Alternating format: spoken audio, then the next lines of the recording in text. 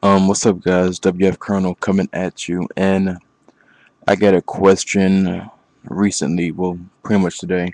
Um, and before I start, if you have a question or whatever, hit me up in the contact tab on top of the blog.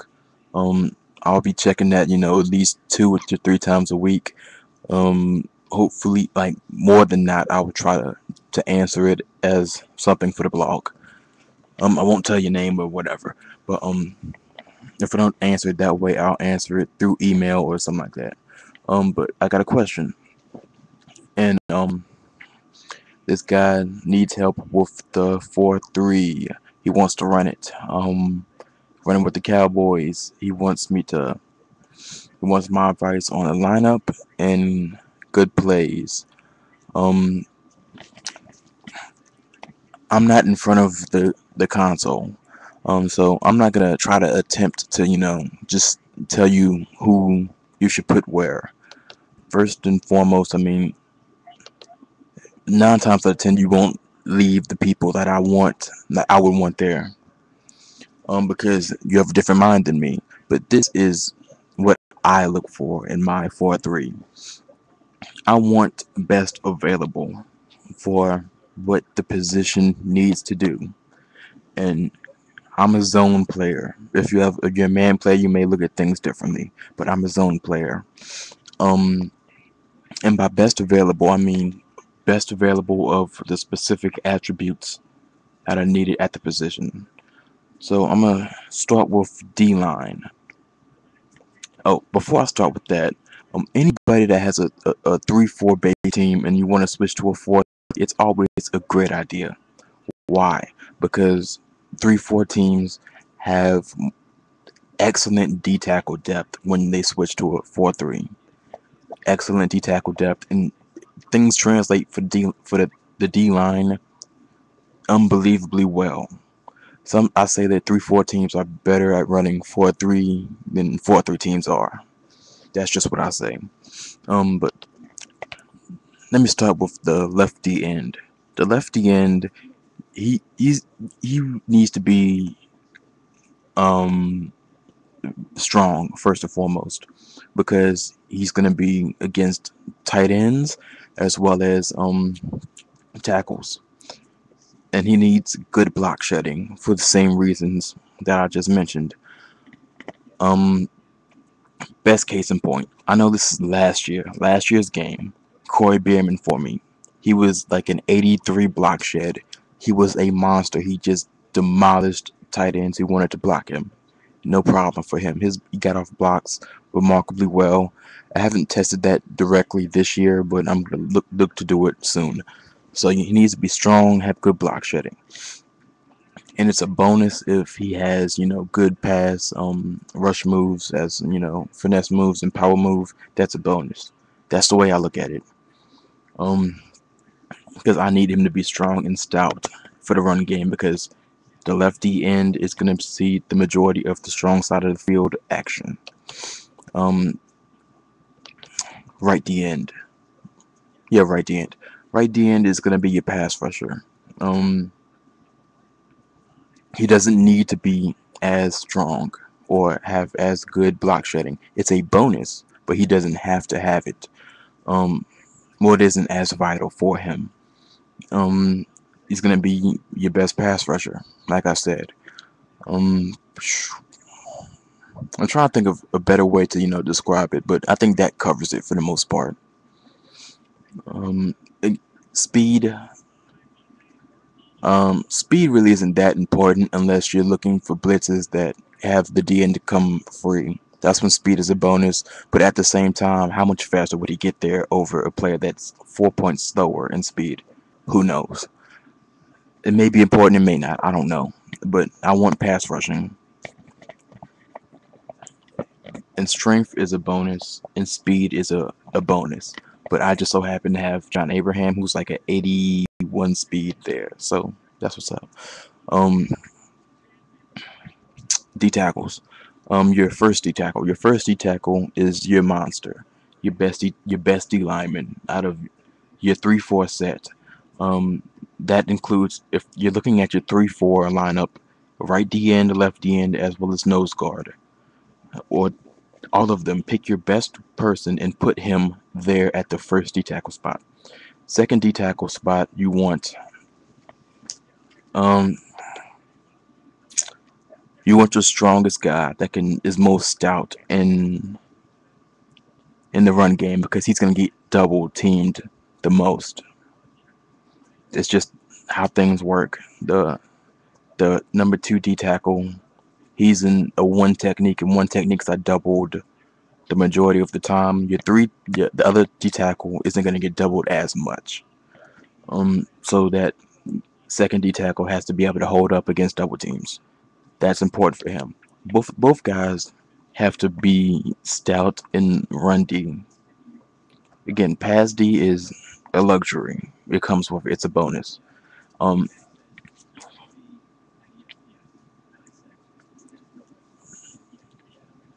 Let me talk about the linebackers. There's something else I want to talk about. D line. You know what? I'm gonna say it right now. D line. After you have your starters, um, this depends entirely on your team. For my DN positions last year, I had a great player who could play both very well. I put that one player as the number two guy for both for both DNs, and then I put the next guy that was the next best as the number three guy for both DNs. But this year I don't have that same luxury. I have just a slew of guys that are stated to play the left end spot. I have three different guys for that, and I have another three batch of three different guys to play right D end. But they're the next, best available. That's how you set your depth for those positions. D tackle, same thing. Your next D tackle that you put there, which will be your number three D tackle, has to be the best available. After you have your starters, the best available, and number four, best available. The next one, best available. So you shouldn't have any problem filling out your D line since you're coming from at 3-4. Um, let me get this out the way first and foremost. Well, second most. Corners. I'm not gonna tell you how to put your corners because I think differently than most. I value man coverage and zone coverage and awareness. Speed may be what it is for you. I don't know. I'm not gonna tell you how to do that. Um, Let me just skip to safeties. Strong safety is gonna be. You don't need speed. I mean, I'm the type of person who doesn't, look directly at speed first. I'll look at can you tackle. Tackling is important for that strong safety position. He has to be able to tackle. If he can't tackle, he's not getting on my field. He may not get second team or third team. He has to be able to tackle. Um, Next up, he has to have pretty good zone coverage or man coverage, whatever you want to base your defense from. He has to have zone coverage or man coverage, whatever you want to base. Um, what else? Play recognition would be nice. Again, I don't know how that's going to factor into this particular game, but play recognition was pretty big in last year's game. I think that's about it. He has to be able to tackle, and he has to be able to do whatever you need him to do passing wise, pass coverage wise. Free safety, he's going to be more of your corner type, your center fielder, your Ed Reed type. It's a bonus if he can tackle. It's a bonus. Um, and it's saying that he also can't be horrible in tackling. About the mid-average, space is what you're looking for tackling. If he's good at it, bonus. You can look for speed here, in my opinion. You can, and you're looking for more coverage type features. Um, And usually speed comes with the coverage type features. So that's pretty much what you're looking for the free safety. And as I said, tackling is a bonus. Um, Linebackers. A left outside linebacker.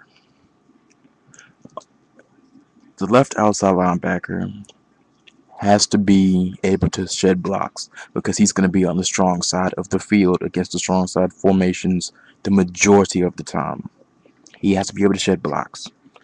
He probably will be your best block shedding guy. That maybe either him or your middle linebacker. Um, he also has to be able to tackle. Again, strong side, he has to be able to tackle. Um, and it comes to this again. He has to be able to play your pass coverage. If you're a zone guy, he has to be able to play zone moderately well. Doesn't need to be amazing because zone coverage in my opinion, comes after the um the tackling and the block shedding for that position. But he has to be able to do what you're asking for. Pass cover. If you're a man guy, I would sacrifice tackling a little bit and block shedding a little bit for man coverage. If it comes to that, speed isn't as important. But if you're looking for a man coverage guy, look for man coverage, and speed might come with it. You don't need speed for zone. Middle linebacker. The middle linebacker is he's probably gonna be your second fastest guy on the field. He has to run sideline to sideline. But speed, again, it isn't as important as tackling and block shedding and playing the zone or man coverage that you need. Speed is I won't say a bonus, but he has to be able, go sideline to sideline. But that isn't as important as him making a tackle or shedding a block because he's going to be in high traffic areas where he will have to get off of blocks. So that's most important. Weak side, well, what is it? Right outside linebacker. Right outside linebacker. This is where you can go speed. He's gonna be. He's gonna have the majority of coverage responsibility, and he's gonna need speed. Not so much for that because, as I said, you can play zone without speed. You, you know what? Rephrase. Let me rephrase that. You're looking for the best guy to play your coverage at that outside linebacker spot. The best guy to play your coverage, and he has to be pretty fast. 82 speed and up is pretty good in my opinion. Because he has to, if it's a strong side run, he has to run all the way across the field, all the way across the field. So that's why he has to be pretty fast. Um, but probably first and foremost, he has to be able to play the coverage. If you're playing man coverage and speed comes with it, so be it. Tackling isn't a premium at the right outside linebacker spots. It's a bonus. And hit power. So that's let me just leave it right there for linebackers. That's pretty much what you're looking for. A few bonuses are hit power. Um, hit power. I think that's about it. Hit power. Um, but usually for the 4 or 3, it's pretty much chalk. And saying it's chalk, you know how people. I have about a minute left. I'm going to end this. I'm gonna try to hurry up and wrap this up. Chalk. It's pretty much chalk. Usually the overall points you in the right direction for the 4-3. And to close this out, you asked, should you go just straight speed? No, because I played the Colts a little while ago. I think a day or so ago, and the Colts guy he went pretty much the Colts D, and they couldn't stop the run at all. I just pounded the rock. I pounded the rock 40 times that game because he couldn't stop it. They have to be able to stop the run. Your D line has to be able to hold up in the run. Philadelphia, their linebackers can't defend the run. They will get a high dose of the run from you. They have to be able to stop the run out of the 4-3. So that's about it. I'm gonna close it out. I'm at 15 minutes.